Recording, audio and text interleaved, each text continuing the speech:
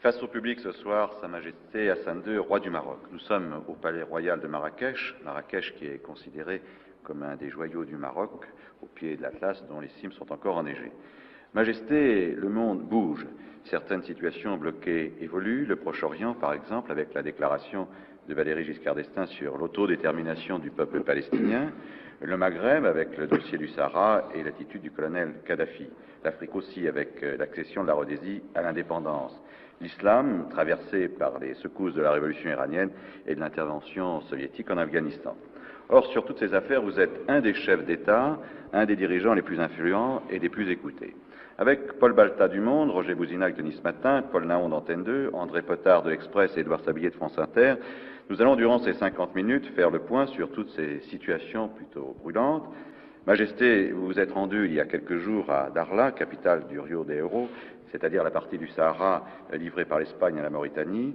Par ce geste, vous avez voulu montrer votre détermination de conserver la partie saharienne qui vous a été attribuée par les accords de Madrid, mais également la partie mauritanienne abandonnée par eux.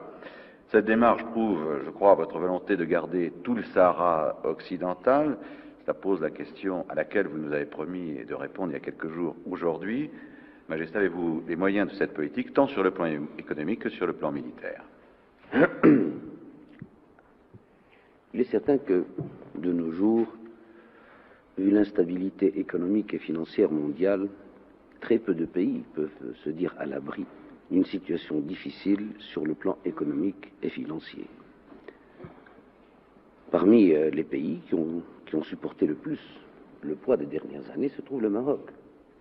Car le Maroc, tout en ayant sa caisse de compensation pour le maintien d'un certain nombre de prix de denrées fixes, mais nécessaires, subit, chaque fois qu'il y a une hausse de l'énergie, subit en contre-coup cette hausse.